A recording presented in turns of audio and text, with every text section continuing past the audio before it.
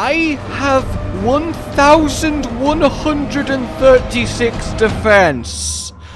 Oh, you're not ready. Hello, my fellow hunters, and welcome then to Immortality. And I really was worried. I was so concerned that there wouldn't really be anywhere to go as Wilds evolved in our pursuit of the Never Die, in our glorious quest of the anti-card. But lo and behold, Title Update 3 has not only managed to improve the OG core classic Immortal set we've been running, it's given us an entirely different viable path to take that results in that casual over 1,000 defense that we started this video with. And, you know, it also lets you play with this.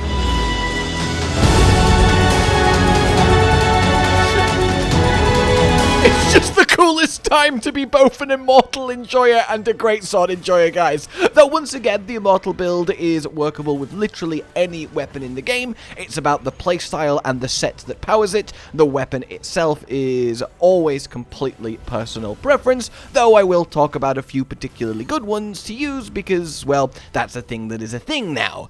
In any case, then, you're probably wondering, how is Immortality versus Savage Omega? Ah! An MRV missile strike from Savage Omega! Surely no one could survive this if they're not doing anything to dodge the blast! This is the hardest hunt in the game! The damage! Oh! The pain! You have to hang on! Kai, I'm on full health. It's absolutely fine. Still not convinced? I could have got lucky. One of those missiles randomly didn't damage me, which was weird. Alright, look. Here's 5 minutes completely AFK against Savage Omega in Pankotra Kapalapa mode. Yeah! Not bad, right? And indeed, you may notice that Kai is along with me. Well, that's because he's a new addition in Title Update 3, whose role is very specifically to buff your defense and heal you. He's essentially a second Palico to help Immortality. And against Omega, where you're going to be in a group anyway, whether solo with support hunters or with other people, he's actually a very worthy addition. We know that the Immortal build can be AFK for as long as you want against every hardest monster in the game, and indeed it can be completely alone against Omega and Savage Omega, but look, I'm here to promote maximum immortality, and Kai is part of that special sauce. Though, of course, today I want to focus on not just the traditional immortality, though of course we'll talk about it, but the new fancy brand of immortality. And that's what I killed Savage Omega while in, as you can see. Obviously, it's not going to be taking speed records. The dude has 180,000 health and we're in an Immortal build. But the fact that I did it, and it was the most comfortable, easy experience ever. You never feel threatened, nothing does any damage to you. You can just mindlessly slash away at the bad bot until you get that victory. Honestly, Immortal vs Savage is just the way to safely, comfortable farm him to get those sets, his rare parts, and so on. And I'm so pleased. So before we get to bale immortality, let's talk regular and how it's been upgraded. Though before that, a reminder of the current Immortal build that we have been carefully nurturing over the course of Wilds. Having that quad pillar of defense boost, divine blessing, recovery up and recovery speed, and with the advent of the new charm system, well, we can add just a nice little bit of extra attack by finding what is essentially a defense boost 5 talisman, but with some offensive skills. Now, this is basically as good as it gets until you get a better talisman, as we discussed last time. Something like this, which essentially gives you 5 defense and 2 divine blessing, so plus 7 ranks of skills the build needs, is the best you can do. And that let us upgrade from Suja Waste to Legiocris Waste, which was a slight gain in defense, even though it didn't really do much for the actual skills, but hey, a gain is a gain. So are you ready then for Title Update 3's new best standard Immortal build? Oh yes! We managed to upgrade from Rare 6 to Rare 7, and now we're upgrading to a Rare 8 Waste, the Omega accessory, giving us even more defense over the previous Legiocris, still using that same talisman, and indeed you do need something this good to go past what I've already shown. But if you have it, this is where it ends up, and it is beautiful. We finally got there. Rare 8, highest defense possible armor in every slot. It's a beautiful sight to behold, and it gets even more beautiful when we decorate it up. It ends up then like this. Sadly, you know, the ever-present curse of a 1-slot decoration in a 3-slot pains me, but we must follow the path of the never die. So you'll notice that we actually have 1 agitator less than the Legiocris version, however we do gain 1 burst, which is actually better for every weapon other than, ironically, greatsword, but it's very, very even, so that doesn't really matter. We essentially keep the same block of skills, and we just gain that extra defense from the new waste, which means that when it comes to your EFR and the damage output, it's exactly the same as it was last time. So while gaining literally a couple of defense isn't the most, crazy thing, though believe me, I was still very excited when I spotted that this swap was possible, I think it's time to talk something a little bit more special. And that is Bale. Yes, the new armor set from Base Omega. Apart from, of course, the obvious synergy with Greatsword from the 2 set, we are here using the 4 set, the Blackest Night. Allows you to perform the special action, the Blackest Night. This is so beautiful, and it lets you go down this entirely different new path of immortality. So before I go over how this actually works and everything, let's decorate up this build. Here we are then. We maintain that 7 defense, 3 blessing, recovery up, and speed, which we need to have for immortality. We still have that nice counter-strike and maximum might damage increase that is so good to be there. A little bit of latent power and resentment still really helps, especially as in Greatsword's case, we will be using Shadowbringer, but we'll get to that, so that resentment is very much on the table, and you've still got at least 1 cheeky rank of element absorption, so it is rock solid. All that it's missing, of course, is the Zoshia set bonus for the passive healing. So this one is more a set that you just take essentially no damage in, but you might occasionally have to top yourself off if the fight goes on long enough, or if your Palico or your friends are being uncooperative. But what is the gain then? Well, it's that 4 set. So how does it work? You get then the Blackest Night on your item bar like so. When you press it, you will sacrifice health and go into this stance. As soon as you press it, it counts as active. And while it is active, which lasts 10 seconds, any hit that you take from the monster will trigger a counter. And that counter will do a bunch of damage. But more importantly, that hit that you've countered hasn't damaged you. So already it's a nice little boost to survivability.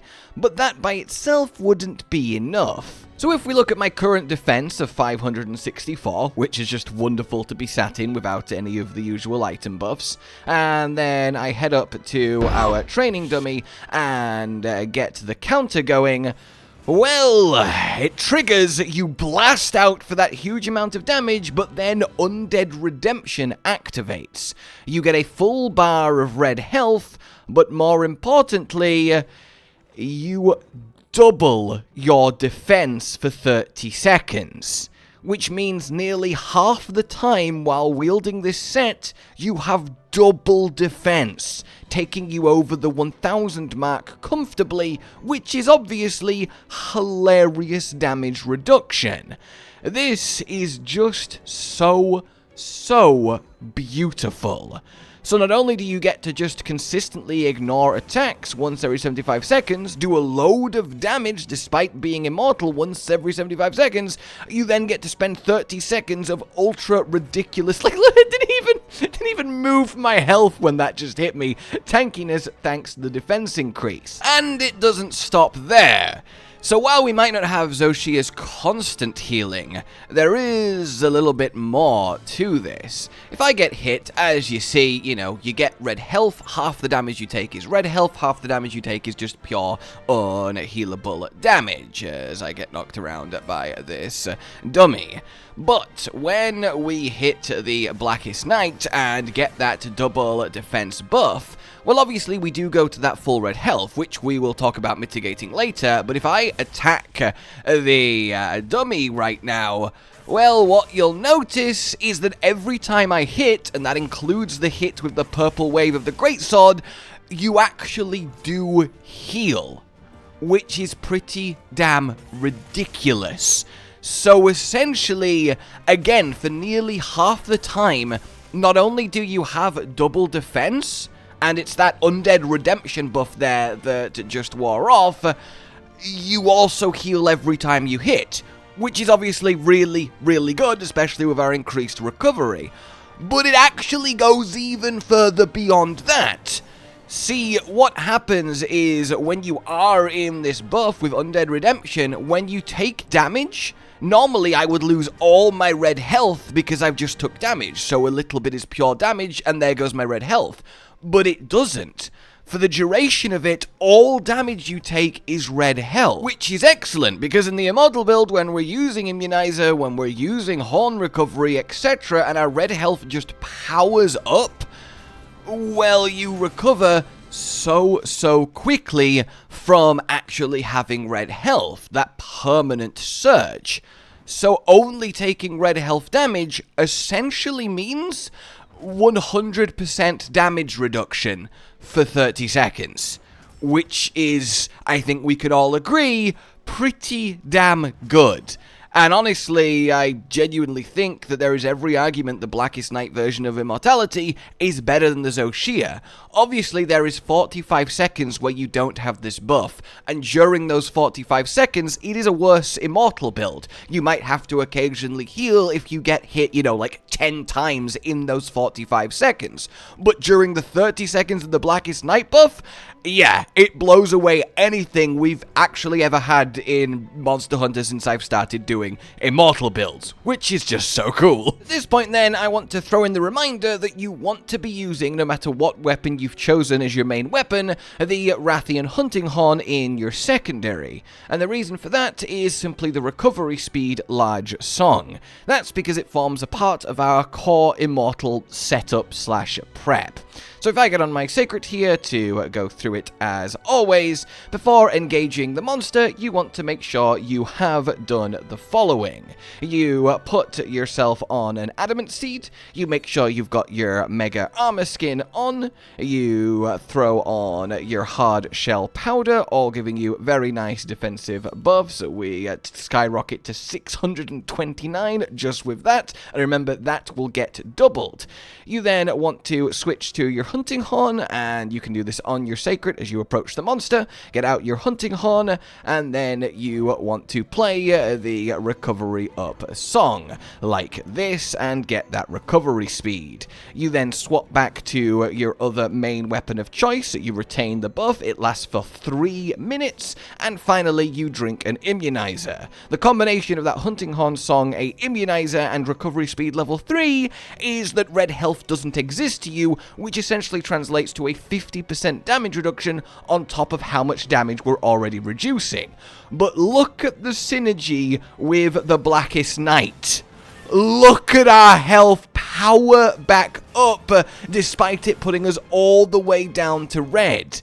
Normally, you'd be a little bit scared reducing yourself to red for a counter. What if the monster quickly follows up? But in the Immortal build, that doesn't matter. That double defense is just entirely bonus. In a real normal set, that double defense is just kind of, you're probably gonna die because you're on no health, so take some defense. Whereas for us, look how quickly we heal it. It's so great.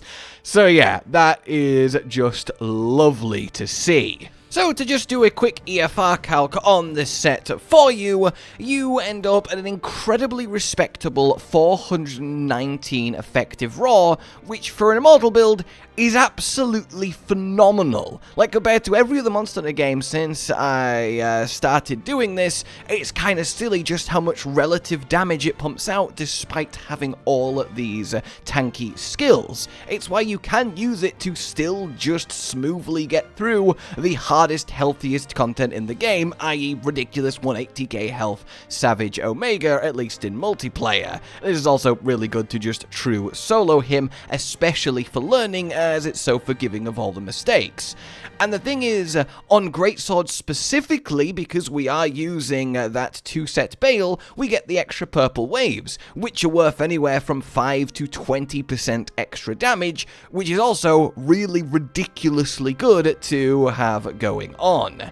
So yeah, this then is your currently offensively best Immortal build while still being just as tanky. You don't have permanent Zoshia healing, so that is something to consider, but you get to double your defense for nearly half the fight, play with the incredibly cool counter, and just all around feel like a badass.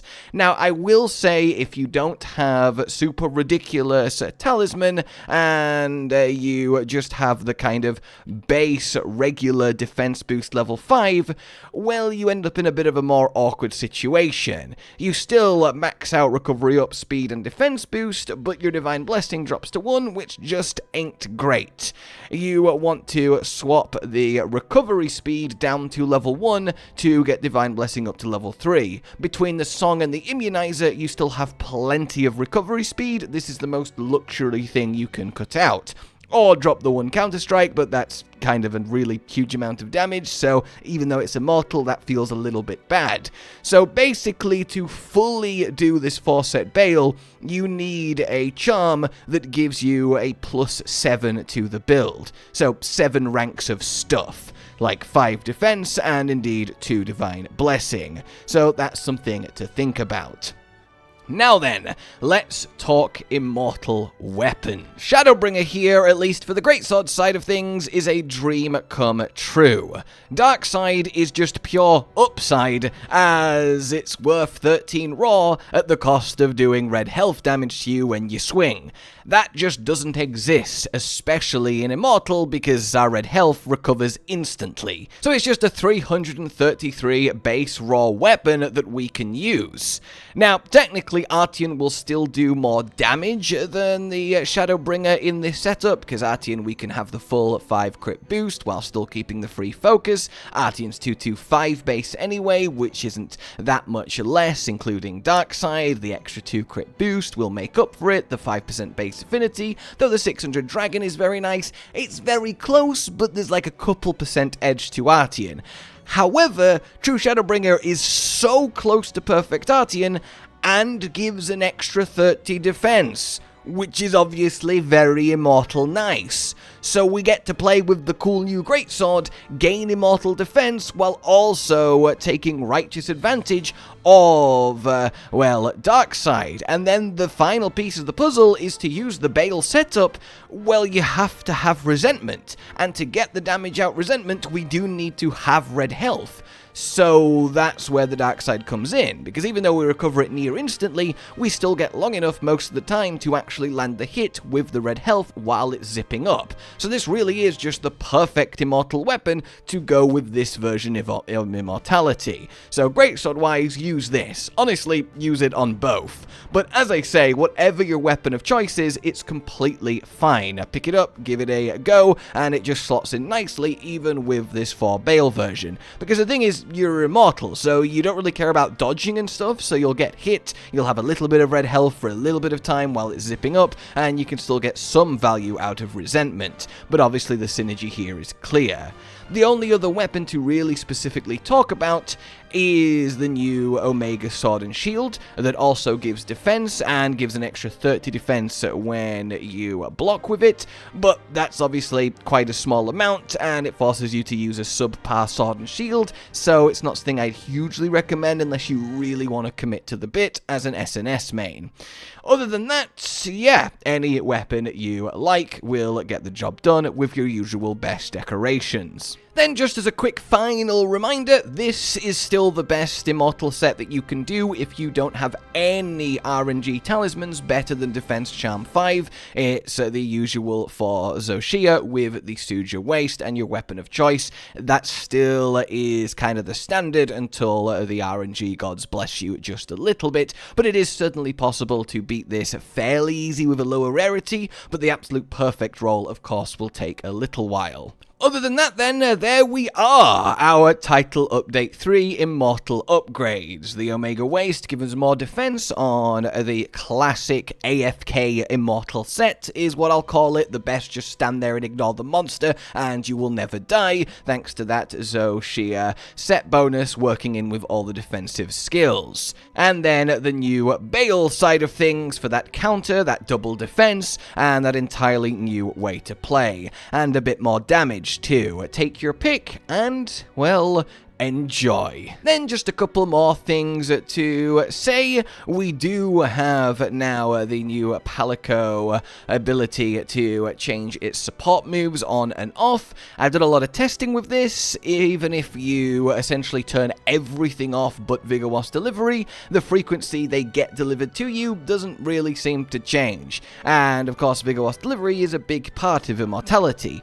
That said, I do recommend that you turn off Let Her Rip, so your Palico doesn't spend time trapped in the catapult animation when he could be, actually supporting you. Same with Wrath from Above, the damage from it just isn't worth it, and you'd rather him always be available to instantly throw wasps on you. And then Plunderang I turned off just again to increase frequency, ideally maybe of the others, but this one you can just leave on, it's extra stuff. The main two is Wrath from Above and Let Her Rip. Also, a lot of people like to turn off Provoke, so the monster doesn't randomly start going after your Palico and mess up your timings, but that's something for you to think about. Very lastly then, as per usual, make sure that you use the Kunafa Feast for your immortality needs. You get all the defense, the element resist, and most importantly, Defender Meal High, which is essentially a second Divine Blessing 3 layered on top of Divine Blessing 3, and is really helpful. So there we have it, everybody. Two really exciting Immortal options for you to use now that Title Update 3 is here.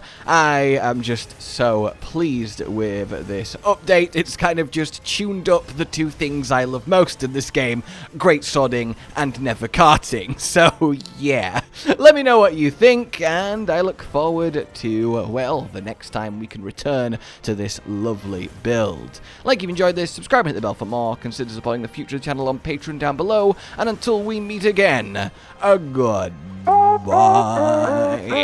Josh, Cotton, and Hollow with the videos, dropping the humor like a hammer on your tippy toes, bringing entertainment on a daily arrangement to take our insanity and turn it into entertainment. Yes, I said entertainment twice, to reiterate that it is nice to look into your faces on a mostly daily basis when you let us in your homes to make the whole world a stage.